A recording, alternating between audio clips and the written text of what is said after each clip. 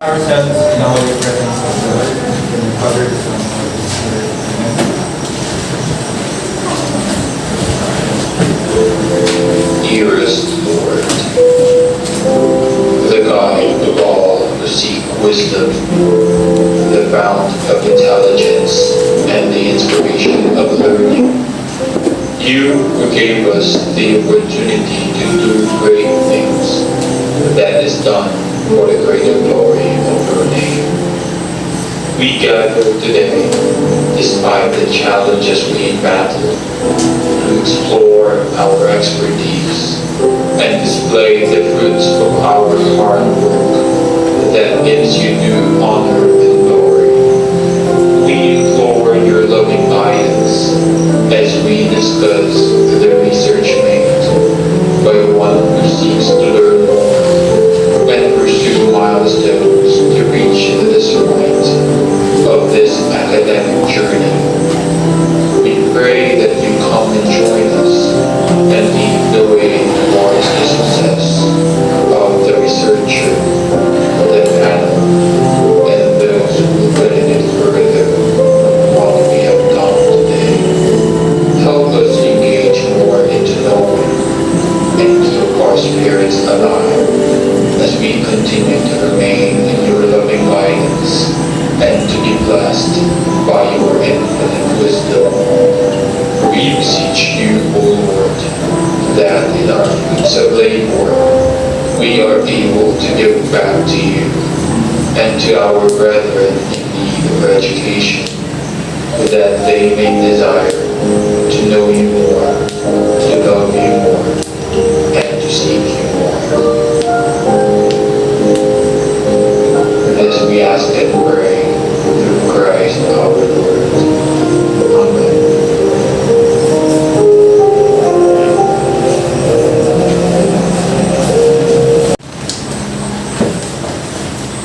Good day, panelists. I am Fergal Rosario, and these are my groupmates.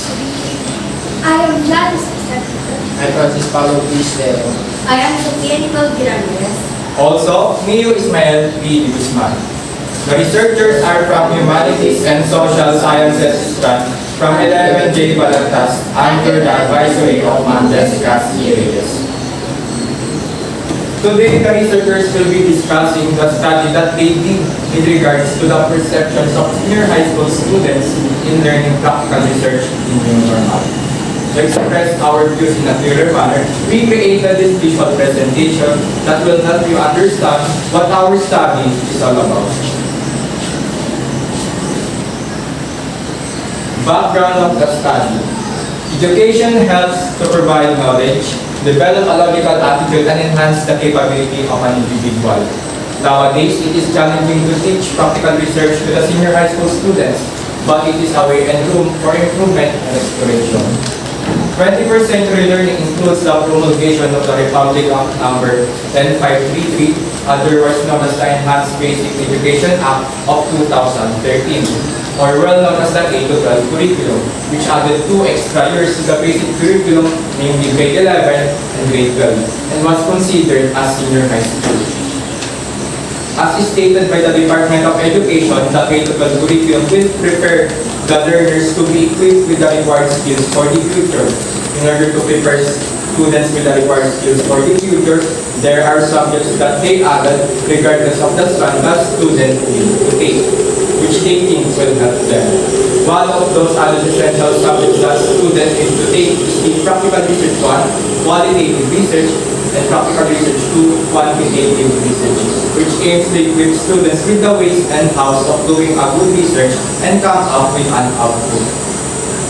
Practical research aims to develop research literacy among senior high school students while recognizing that there may be other possible intervening factors in the delivery of the subject, which includes teacher competency, availability of learning resources, and etc. For the brief explanation, here is Mr. Stero.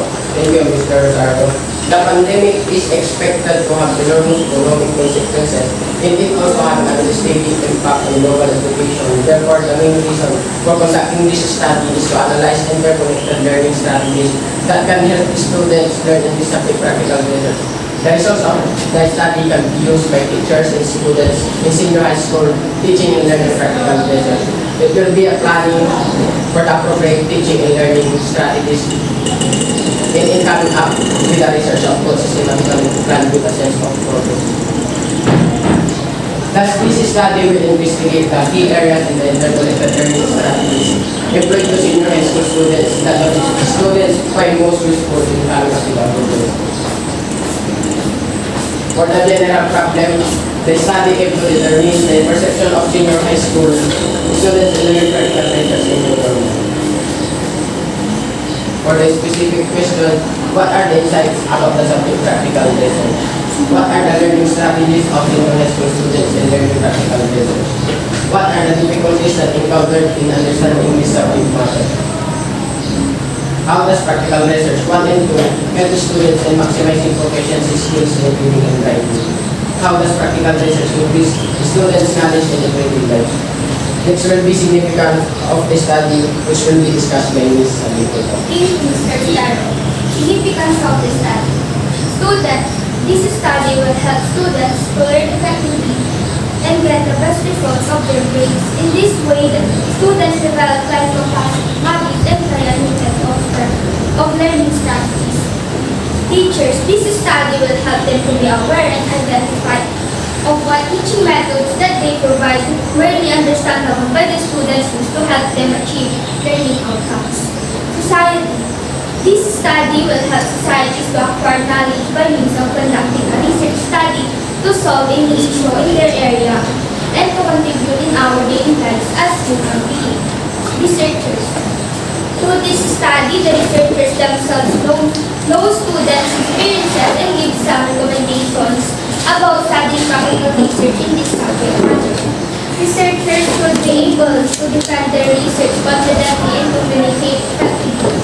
Future researchers, this study can be used as a guide or reference of the future researchers related to the perception of senior high school students in learning practical research in new normal.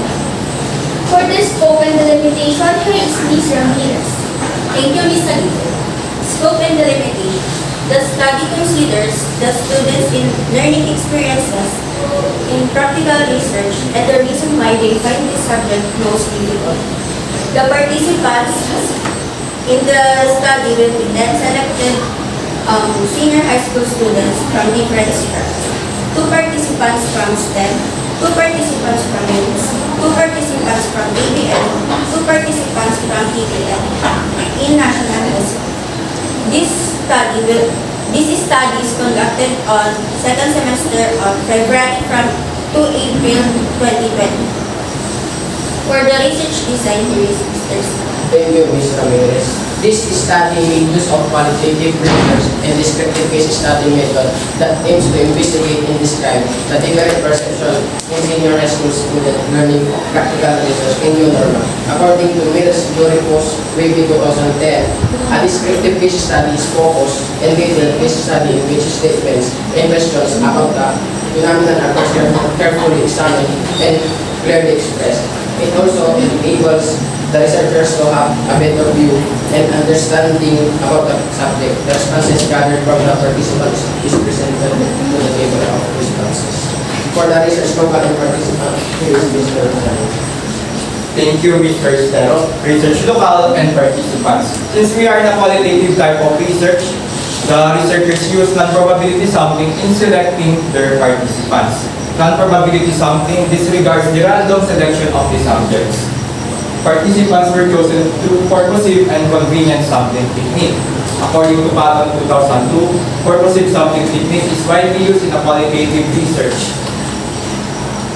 This to identify and select information-rich cases to make the best use of the limited resources. This involves identifying and selecting individuals or groups of individuals who are particularly knowledgeable about or experienced with a phenomenon of interest, Reswell and Clark 2011. On the other hand, convenient sampling technique is also known as the availability sampling. It's a method where the selections of participants is based on their ready availability.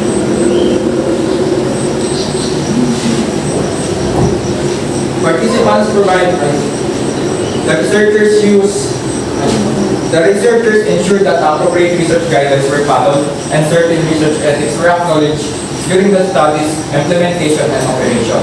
Information of participants were made confidential. And the students' participation was entirely voluntary and they could withdraw anytime. For the data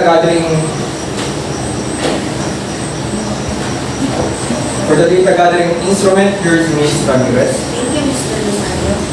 The researchers ensured that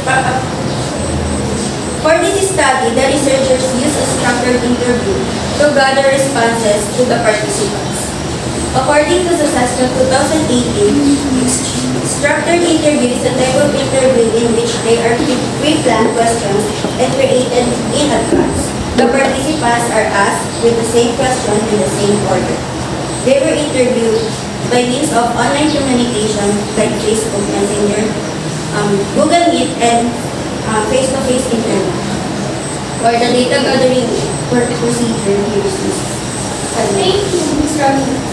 Data gathering procedure. Participants were given a letter to participate in the study, and the consent form was sent for approval. They were also reminded of the purpose of the study, and they could withdraw any time. Once the participants grant the researchers permissions to conduct an interview, the researchers scheduled a date and time, and the said questionnaire was also sent to them. In the actual interview, the researchers take down notes in order to track the key points of their responses. A cell phone was used for online communication, audio recording to ensure a complete transcript of their responses. And to ensure a complete transcript of their responses and for documentation purposes. During face-to-face interview, the researchers followed the IETF guidelines in regards to COVID-19 health and safety protocol. The participants' responses are treated with utmost confidentiality. The questionnaire has a Tagalog translation so that participants can clearly understand it. They have the freedom to express their responses in English and Tagalog for everyone to understand. After gathering the responses from the participants, the researchers now then transcribe and then translate it to English. The last method was analysis, which is a great help for the researchers gain a better understanding of it. For the presentation, analysis, and interpretation of data, here is Mr. Rosario. Thank you, Ms. Ramirez.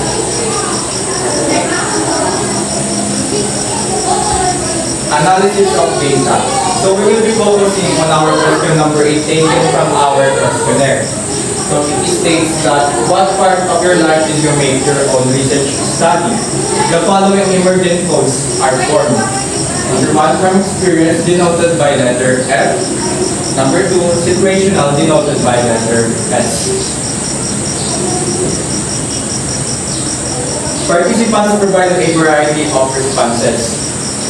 3 participants were trans, so conducting a research study was very familiar to them since they were special science class students during their junior high school. 2 participants conducted their own research studies on purchasing a medicinal drug and 2 observations in their area on why young people choose to work rather than to study. 2 participants was conducting their own research study for the first time because in Filipino because they were 2 participants conducted their own research study for the first time in Filipino, especially in Pasmasa. 2 participants conducted their own research studies in our daily lives because they are dissatisfied with the information they have gathered and need to dig a bit deeper into the fact. Lastly, 1 participant answered that she was currently conducting her own research study but not had specified the topic. The following keywords are categorized from the emergent codes. We have from experience, former SSP student, pagbasa, and current. For situational, we have purchasing a medicinal drug and group observation. Interpretation of data. Based on the gathered data, the participants claimed that their experience was helpful to expand their knowledge and skills in regards to making their own research study. For the summary of findings, here is Ms. Salibet. Thank you, Mr. Sardi. Summary of findings. After reading, reviewing, and reflecting on the table of responses, the researchers formulated the following themes according to their responses classified into systematic. Theme number 1. Describe the participants' judgment on the topic of research. Theme number 2 stated that senior high school students understand the subject on their own. Theme number 3 explains the perspective of participants by applying the lessons gained from understanding practical research. In terms of self-studying, participants have different abilities to learn about the subject. They do not have enough knowledge about the subject, but in the process of learning, they can achieve positive learning outcomes and can further expand their knowledge. Practical research 1 and 2 seems to be difficult, but if you take time to learn, it will be easy for you to understand and you will enjoy during the learning process. Education is a continuous process. For the conclusions, here is Ms. Ramirez. Majority of the participants, undergrade 11 senior high school students, describe research as one of the most difficult subjects. Their difficulty includes no experience of the particular subject, and the study revealed that their views on practical research were undeniable and the participants' learning strategies are as follows. Participants seek help through professional and studying on research papers. The participants had advanced reading and in-depth analysis. The participants made use of advanced technology such as watching YouTube about the same subject. Most of the encountered difficulties of the participants about the subject are lack of guidance from the teachers and subject priming mindset about the subject. As mentioned during the interview, the research subject is the most difficult subject. The participants' responses results shows that practical research 1 and 2 help students by improving their overall academics. Practical research increases students' knowledge and every learns, and it helps to solve a problem, answers our curiosity about the phenomenon, and expands our knowledge through innovations. Recommendations it will be discussed by the researchers. The researcher recommends that teacher and student approach should be conducted 2 or 3 times per week so that teachers are more aware of the difficulties faced by the students in studying practical research, whether online or face-to-face approach. A precise schedule should be implemented and followed by the teachers in order to assist students in gaining knowledge and understanding about the subject practical research. Number 2, the researcher recommends that the Department of Education should reduce giving workloads to the teacher for them to have enough time to answer the inquiries of their students regarding individual reminders. Number 3, the researcher recommends that teachers should listen giving units of schoolworks to the students in order for them to have Number 4. The researcher recommends that students must create a study plan, practice time management, eliminate distractions, and plan encouragement of learning strategies, which they think will be effective for them to understand the subject. Number 5. The researcher recommends that students should not be afraid in asking about their questions in inquiries to their teachers. Number 6. The researcher recommends that teachers should not practice being unresponsive, senior and like junior to the students because students think that they were bothering. Being responsive and cooperative teacher is must-have. 7. The researchers recommends that the future researcher may consider doing a similar to this one but towards having our population to the respondents. and still connected to the perception of senior high school students and learning practical research in Europe. And that concludes our presentation. The floor is now open to our panel and audience for queries and manifestations about this research.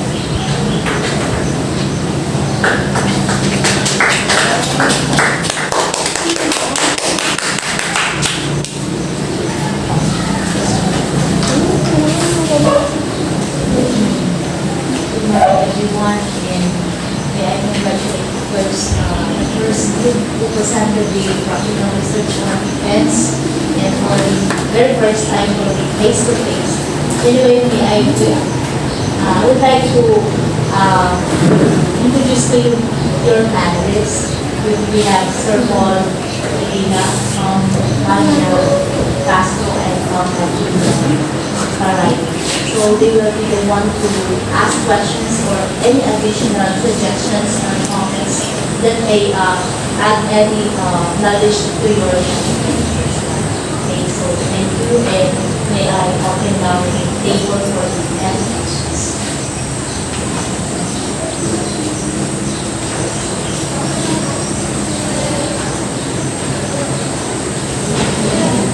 We have practical research soon. Sana na. Kay Ma'am Marinel, English teacher natin, and Ma'am Maray, only po, for Filipino ka na nito.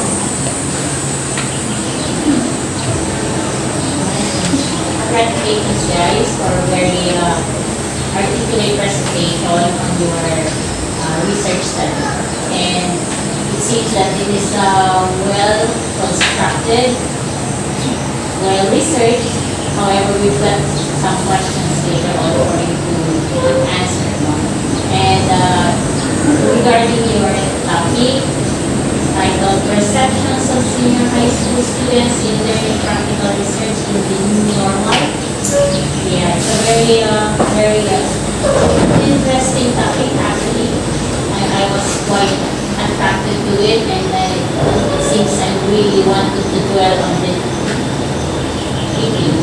Also, with regards to the instrument, the variables, you've got only 10, am I right? 10 students random from other strands, 2 from every strand. So how did you happen to get them as your respondents? Was it by choice, or is just you know them, or how? Regarding that, choosing our participants, we choose the purposing something and convening something. So, in the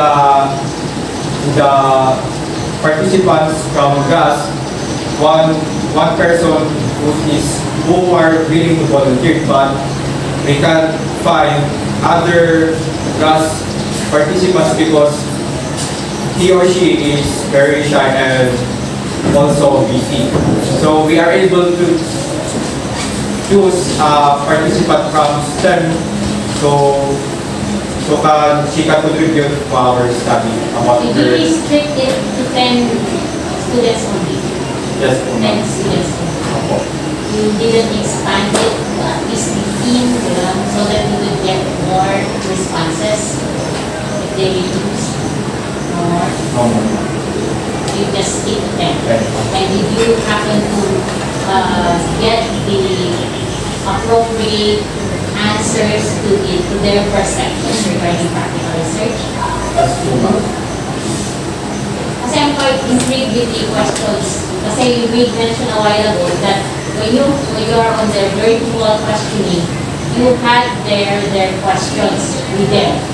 Okay? And it was being delivered to them in a sequential manner. So in a way, I wasn't able to see those questions on the slides, just number 8. So I didn't know. So in a way, I hope you, from the conclusion that we mentioned, it's been said already that with practical research is so quite difficult for the students or learners to learn that. So in a way, as starters, You did a good job. Congratulations.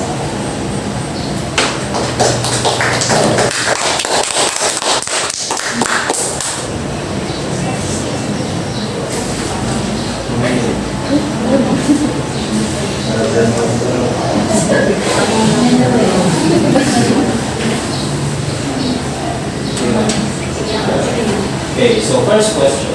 So, doon nga sa first question.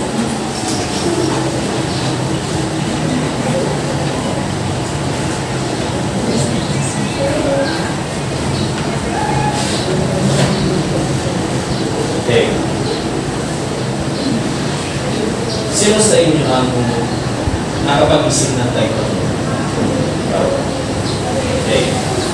Kung wala pang data, wala pa kayong sagot sa mga respondents. What is your perception in learning practical research? Sir, for me, for my personal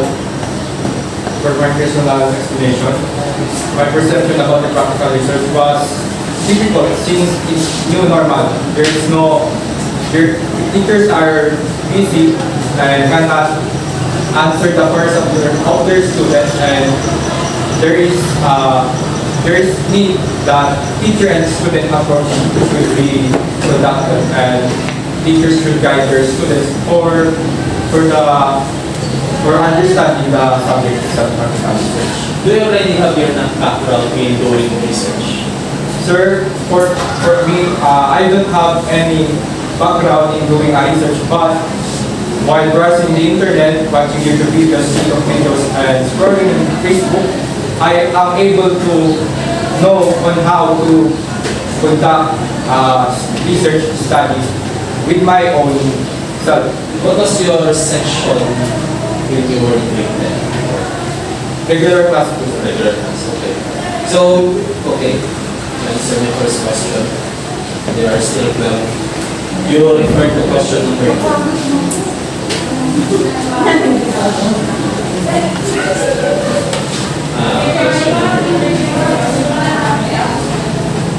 What are the learning strategies of senior high school students? No. You mentioned a while ago that learning strategies of senior high school students in learning practical research 1 and 2. I heard you said that you are that question. So how does practical research 1 and 2 help students in maximizing professional proficiency skills? So why did you include PR2 already in your question since you are enrolled in PR1? Sir, because we are great, sir, since we included that practical research in our study because, sir, kaya speak Tagalog. Whatever. Magagamit din po namin yung learnings na yun in applying practical research to which is much harder than this. How did you say so that PR2 is harder than the PR1? So because it consists of statistical treatment and it has a mathematical solving, so with a large number of population. If you are already enrolled in PR1, your focus will only be PR1. Do not include PR2 or other subjects like inquiries, investigation, immersion. You only focus on PR1. PR1 on your question. Is it your respondents have knowledge on PR2? Do they have already knowledge of PR2? What is PR2 already? Do they know that they are going to use the statistical treatment that you have mentioned? No. So therefore, you have to focus first on your PR1 subject. Okay? Okay, next. The gesture of the third speaker. It's like you are dancing in front of us. It's not steady ka. Huwag kang kaliwa, kanan, kaliwa, kanan, kaliwa, kanan. Anyway, parang test mechanism, pero you should be aware na speaking in front of other people, dapat hindi naman magiging tayo sa how we're going to movement. The best thing to do is, siguro na-practice na kayo, no? The best thing to do is, you should have your mirror para sabi mo. Pero anyway, that is Magpatanggal ng baka. pero, syempre, hindi pa okay. Pero kami ng panelis, Oo, parang parang nadidis, parang napakasayaw, parang may sayaw. Pero, parang communication, yeah, in that subject, you are supposed to be learning how to speak in front of the public. So, part of it is the way you stand in front of your audience. Yun, yung pinocorrect nila doon. So that the next time you're going to have your presentation, you know, you will already control your movements. Understandable, but, you know, it's not quite acceptable. yes. But still, at least on your PR2 or I subject later on, Yes. if ever I will be your teacher, then you will probably just join. Pero sasayaw si sir. You can stand normally. Huwag na kayong magganyan-ganyan para sa okay lang yan. Mag-normal ako na relax lang. Okay na. Huwag na kayo masyadong maging seryoso dyan. Next. The question of Mama Rinal, aware ako. Why is it only 10 respondents as the total number of the senior high school students? How did you come up with only 10 respondents in grade 11 students? So because it is also limited for us, it is qualitative. So we need to stress on how to gather data with small population of respondents. Do you know the Yeah, we understand that there is a limitation, but there should be a minimum number. Minimum number. From the total number of the population of grade 11, at least 10%, something like that. Yes. Or nakuha mo man yung maliit na portion doon. Because you cannot justify just an equation of 10 tama lang. Hindi pwede gano'n eh. Yung naman may justifiable percentage. Parang gano'n, sabihin nila na 300, and 10%, at least 30, gano'n lang. It's because okay lang naman talaga dito. Actually, they're asking for the maximum is 30. Kung limited lang, kung kaya mo actually, I suggested 15. It's up to you how you're going to form. Kung talaga magagawa rin. Namin ikaw ay kanina si PBL. Pero ang si PBL, hindi na kailangan ang ng research mo.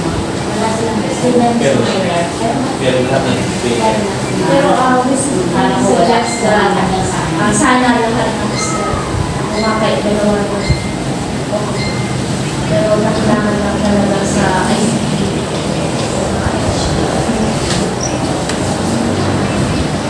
And why is it that you use purposive something?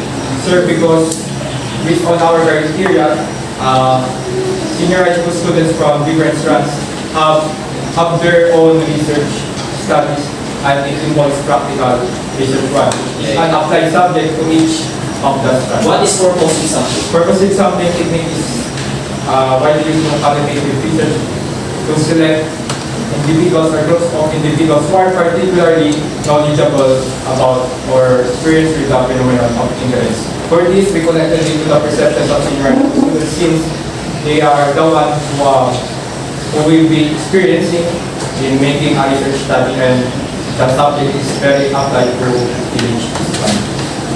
You may use simple random something.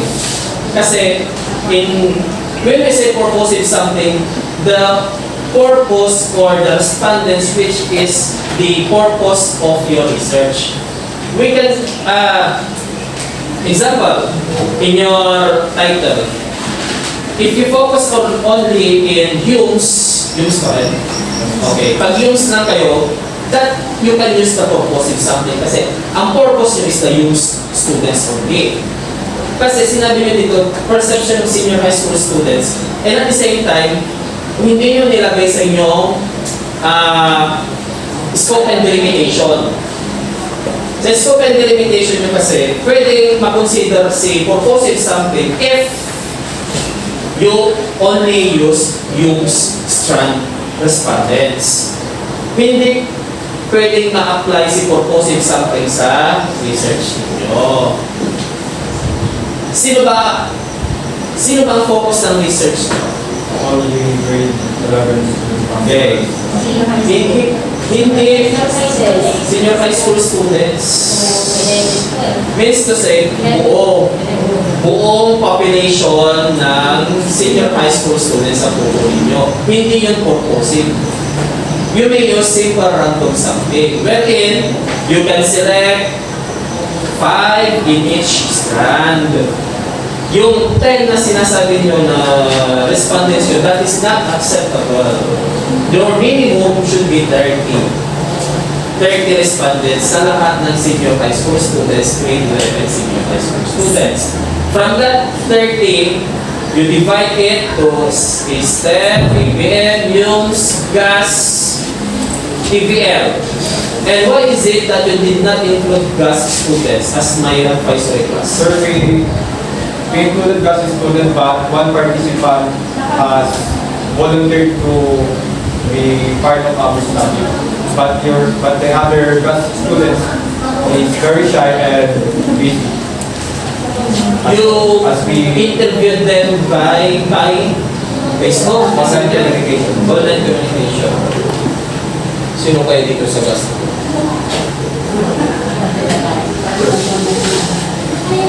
Yeah. So, paano nyo naman kinuha yung tigong 2 students or 2 respondents per strand? What type of something did you use that? convenience. Pag sinabing convenience na naman kasi, kung sino lang yung may gusto, kung sino lang yung pinakamalapit sa inyo, siya ang convenient, pinakamalapit. We are with that convenience. At the same time, your respondents, based on your presentation na while ago, you have respondents who have knowledgeable or have knowledge or already experienced doing research.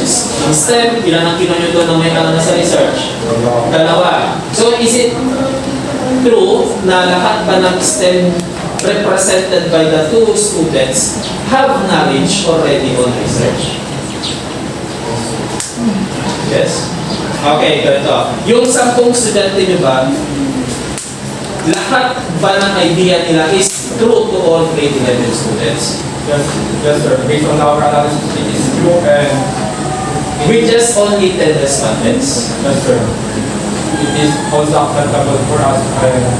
But it is not acceptable to me. But it is undeniable for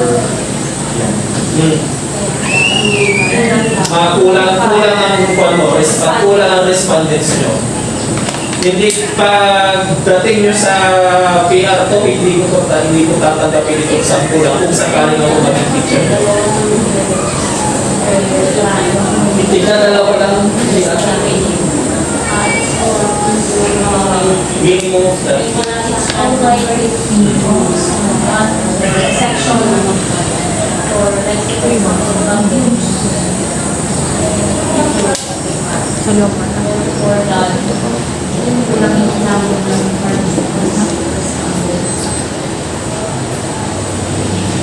Saan mo kinuha ang definition ng purposive something? May mention tam here.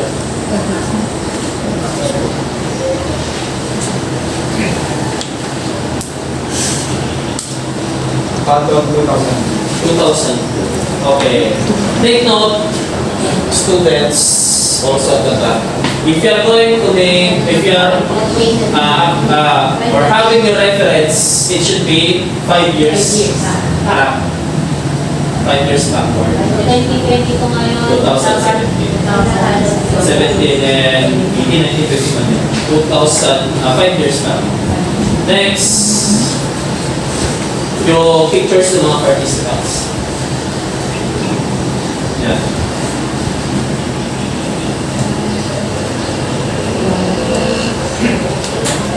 Yung pinakauna, yung babae yung respondents. Yung sa taas. Baba. Baba yan. Sir. Yan. Yan. Saan yan ang respondents? Ito, sir. Sa baba. Hindi, same lang ba yan? Or, Tatlo. Sir, isa pa. apat kayo din, di ba? Opo, tatlo po kami. Isa po nagasulat, yung isa Okay. Ay, Okay. sarap. Yung susunod, Ito, sir.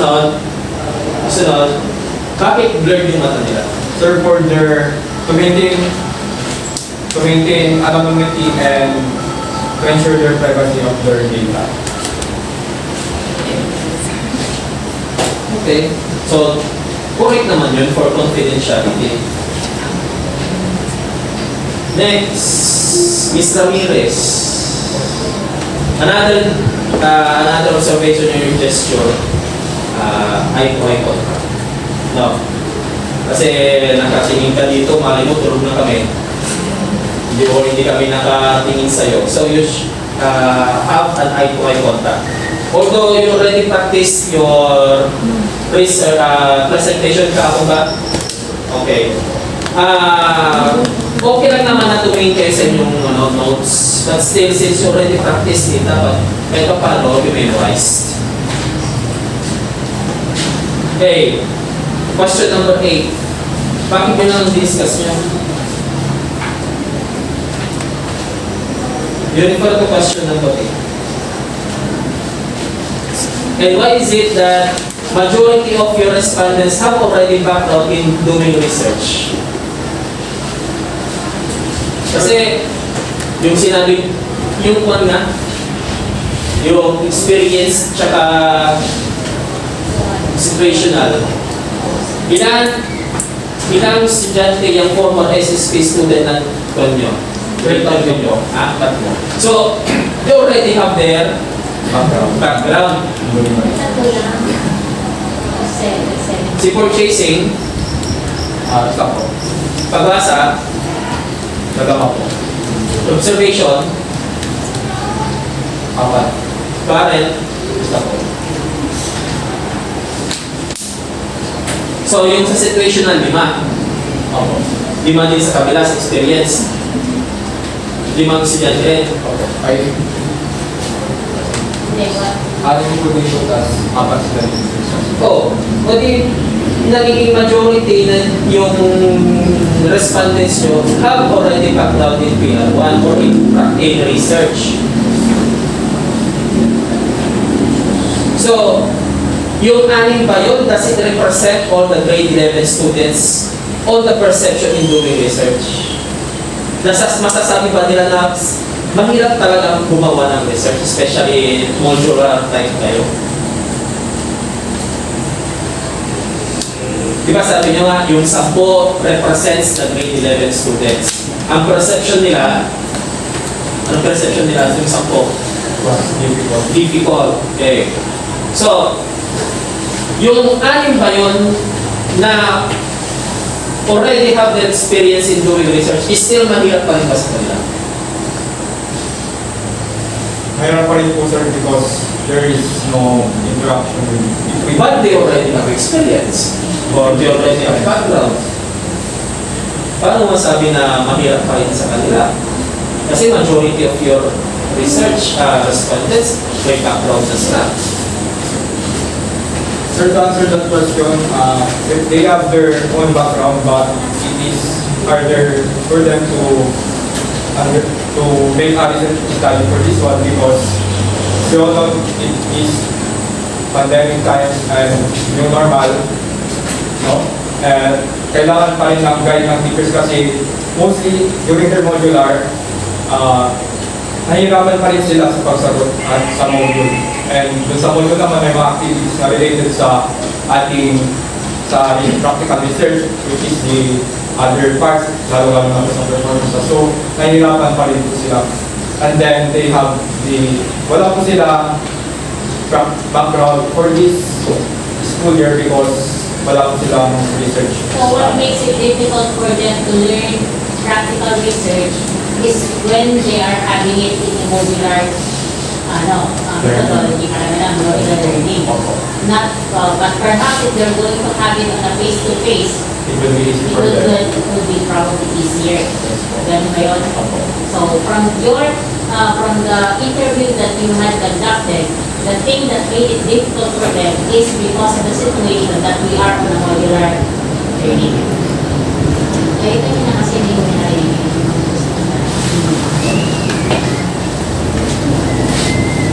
Salamat ni Pati. On your recommendation, sabi niyo doon, you're going to recommend 2 to 3 times a week yung research na ginawa ninyo. Para ba? It's approach po, sir. So, kailangan po yun kasi nga po, teachers are very busy for the schoolworks given by the Department of Education. So, dapat ma-monitor din po nila yung kalagayan ng students nila in studying practical research. So you are going to recommend us that we are going to conduct your research 2 to 3 times a week.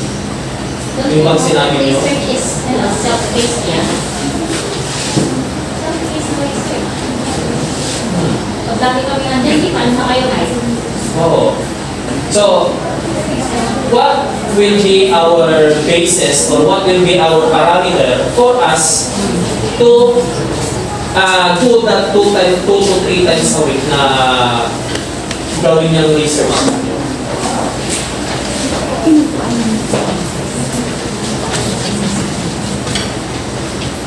Ano yung gagamitin namin pamamaraan para yung nirecommend ninyo sa aming mga teachers na gawin ang research ninyo at mag-interview kami ng mga estudyante namin ng 2 to 3 times a week? Ano gagamitin namin panupa para malaman namin na nahirapan si first week, kung sunod na second week ay madali na sila? Ano gagamitin namin pamamaraan or parameters namin? Are we going to interview them one by one or are we going to... So, during the time of your class for them to monitor during your annual. Monitoring. During your time. Para mag-prepare. Inipod nyo naman yung bus student ko, no? Ako, isa lang po yung effort. Nung ginagawa ng tatlo ay, next go, kala ko kung sila na. Sinura ko para dito. Okay, what else? Any recommendations aside from that? Recommendations ko pag makita mo na siguro yung content ng research. Kung yung mga format. Okay, just in case for four of you, aside from the recommendations from your own, what would be your recommendations? Other than that.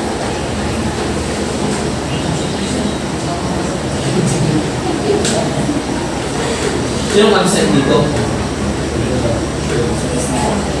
And the recommendations, aside from that, you have any related to the research? Is it your first time? First time yun? Yes. Recommendation ko. Pag-isipan mo mabuti yung ilalagay ng title para kung Hindi, I mean, for us as a teacher, as a research teacher. Oh, Para ano eh, para kind of improve. Kaya Iba na nagawa yan, di ba? Mas natulungan nila. Siguro hindi mo nailagay sa one thing na nangyari sa buhay ko, no? Even yung mga hindi na schedule ko, ability sa you can ask questions, diba, when it comes doing the research. They tend to suggest that any in the convenience or in the availability of the subject teacher willing to enter in any for that any additional giving concepts of the practical research. Parang gano'n. Pagiging ka na specific, hindi yung in general. When it comes sa first one naman, I think tama man yung depends on Ang tanong is, natanong ba sa amin kung ano ba talaga ang during the pandemic, paano ang mga schedule na binigay sa mga subject? Hindi mo ba or any other ano ba gagawin niyo? Like that. Kasi for example, nandun na yun.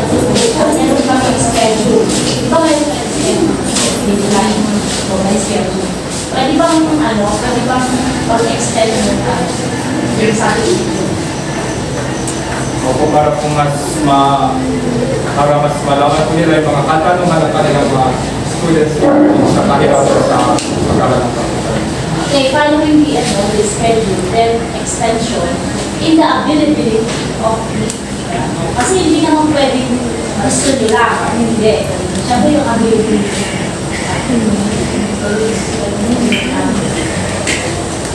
How does practical research one help students in maximizing proficiency skills in reading and writing?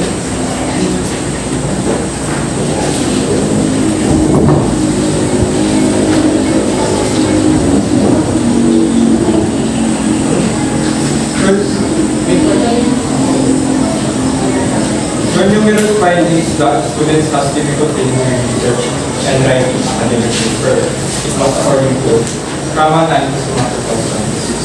2016. On the other hand, there are challenges that they encounter and need to be developed in making practical research or research studies. Yung sagot mo ba sa tanong ko based on the answer of your respondents? Foreign po. Like, video application. Kasi statement of the problem is to say you're going to answer, ask all of this question to your respondents. Diba? Paano naka-apekto ang PR1 sa kagalingan nyo sa reading and writing? Ano sa ng respondents? Hindi. Including din sa analysis nila sa answer. Ano kaya nga bakit dito sa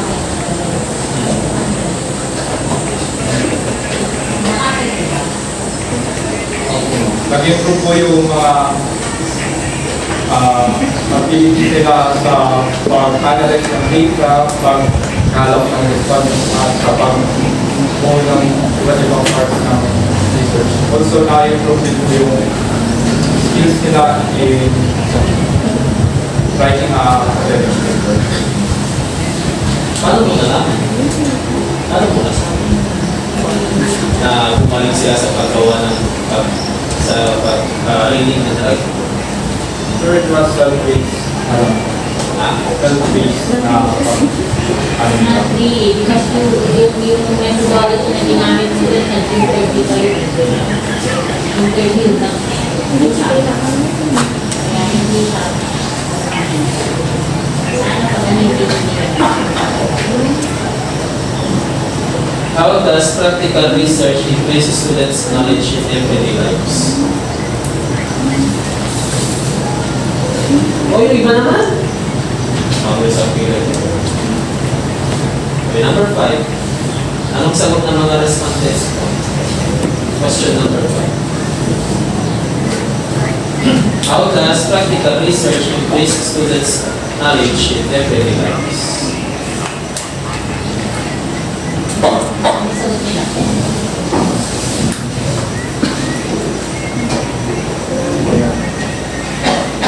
Yung grade kasi hindi yung sagot kasi hindi kasi siya kumbaga sa dapat meron kayong instrument na nagagawin na dapat nagagawin talaga yung sagot nila para hindi yung dahil lang nanggaling na sa research yung dahil lang sa galing na sa isip nyo dapat talaga nasa doon sa sagot nila. Ang pinapabasa ko sa kanila ay asking them questions but they do not respond. They do not respond. Hindi, ayun yung sa respondents.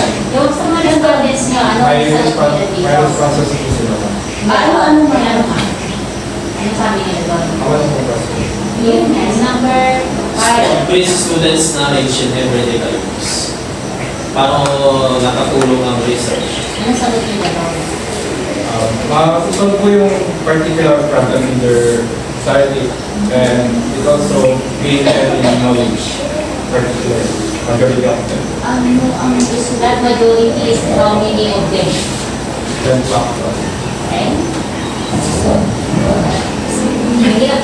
Mahirap pag sa palilipi kasi medyo manghuhula ka talaga doon. Analysis of them. Kaya dapat talaga siya normal. Pwede naman siya quality sa quantity. Kasi when it comes to instruments,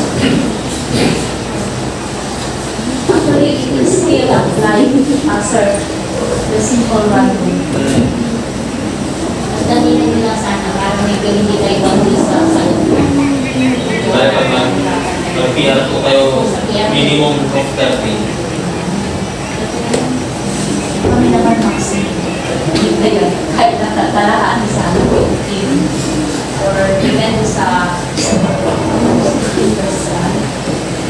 Okay, for my conclusion of congratulations, may susunod pa kayo mga subjects that you will have your research. I hope that this PR1 and also your defense will be your training ground. At the same time, alam nyo na yung mga suggestions namin para sa susunod, alam nyo na yung tama para gumanda yung research nyo. Congratulations!